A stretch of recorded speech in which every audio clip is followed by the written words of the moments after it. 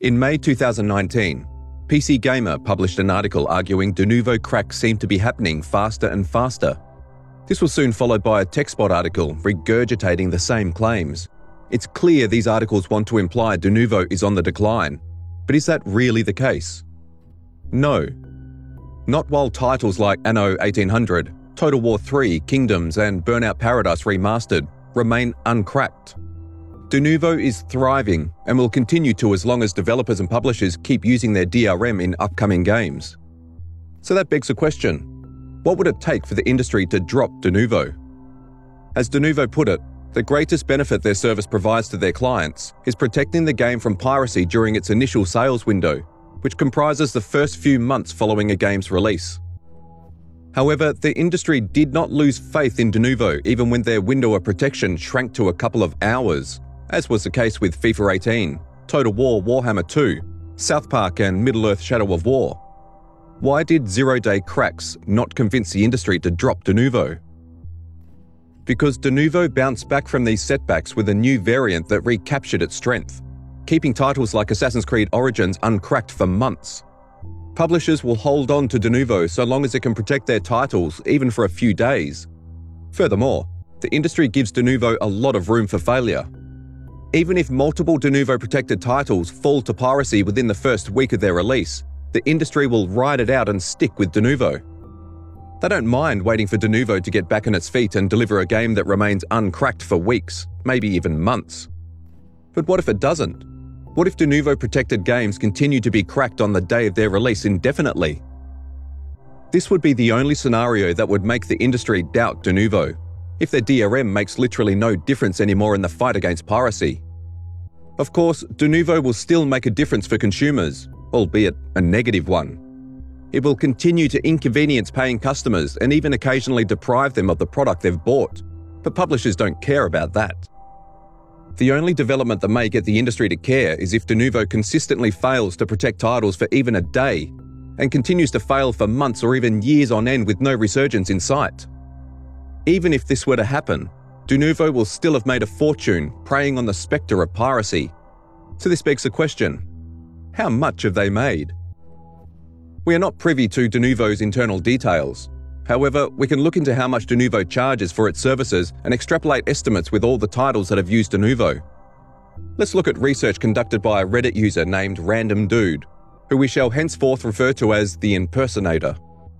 He pretended to be an obscure game developer, and Denuvo fell for it, divulging a treasure trove of information which we have verified to be legitimate, though we don't know if Denuvo's business model has changed since this leak. Since we do not have a more recent source, we'll have to proceed with the impersonator's information. If you have more information, feel free to share it in the comments section below. Or contact us on Discord if you like. Link is in the description and in the pinned comment. Our calculation assumes this is the only pricing model Denuvo has ever used, meaning we assume Denuvo launched with this model and continues to use it to this day. Denuvo gives developers two ways to pay for their services. The first is a lump sum payment, with the amount ranging from 10,000 euros for indie games, which Denuvo defines as fewer than 100,000 units sold on PC. 50,000 euros for AA titles, which Denuvo defines as 100,000 to 500,000 units sold on PC. And 100,000 euros for a AAA title, which Denuvo defines as selling more than 500,000 units on PC. The other option asks for 2,500 euros upfront as a setup fee, and 0.15 euros per unit reported monthly based on Steam owners. Denuvo also offers to tailor a custom arrangement to accommodate publisher needs, but since we know nothing about what that entails, we have no choice but to leave it out of our calculation. Again, if you have any additional information about this subject, we'd love to hear from you. Regardless of the payment model chosen, developers get the latest version of Denuvo to use on their patches, DLCs, expansions, and Game of the Year editions.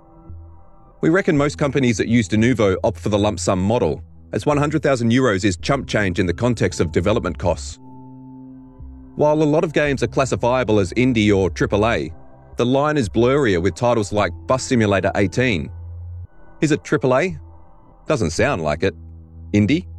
Doesn't look like it. We classified such ambiguous games as AA titles, though you're free to download the Excel spreadsheet and change it to a category you think is more accurate. Link is in the description and in the pinned comment. The Excel file should immediately calculate the new total. For simplicity's sake, we use 1 for Indie, 2 for AA and 3 for AAA. We then use the figures from the impersonator's leak: 10,000 for Indie, 50,000 for AA and 100,000 for AAA titles. While we're on the subject of revenue and cost, Denuvo cost AAA titles the revenue from 1,667 full-price purchases from the EU, assuming they've priced their product at €60, or 1,879 American purchases, assuming the game cost $60. By our estimation, Denuvo made an estimated €250,000 for games released in 2014, meaning they made $282,500 in their first year. In other words, Denuvo swallowed the revenue equal to 4,708 purchases made at $60. 2015 saw their revenues grow to approximately €700,000, or $791,000. That's the revenue 13,183 sales would have generated at $60 each. It would be more accurate to state they made an estimated €700,000 for games released in 2015, since those deals may have been completed years before the titles launched. However, we do not know when the publishers signed the agreement, so we'll stick to the year of release for simplicity.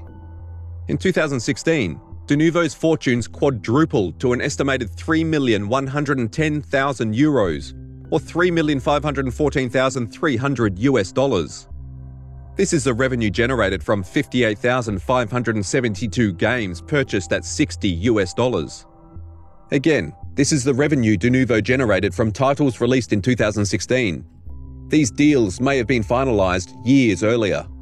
2017 might have been their best year yet, as their revenue ballooned to an estimated €4,120,000, or $4,655,600.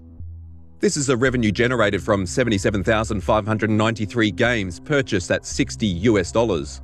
And again, this does not account for titles in development that Denuvo was secretly contracted to protect in 2017. But 2018 saw their revenue dip to €3,430,000, or $3,875,900. This is a revenue generated from 64,598 games purchased at $60. That being said, Denuvo is certain to have been contracted to protect more upcoming games behind the scenes, titles that haven't even been announced yet. We are not privy to these internal details and cannot account for what we do not know. Thus, they are not included in our calculation. So far, Denuvo has made approximately €3,180,000 for titles releasing in 2019 and beyond.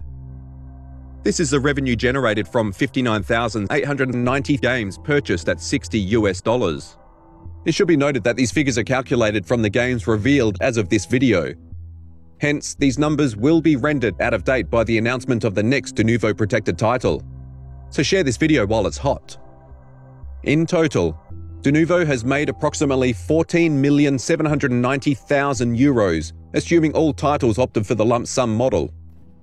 That's over $16,712,700 the gaming industry spent on restricting their consumers' access to products they've paid for.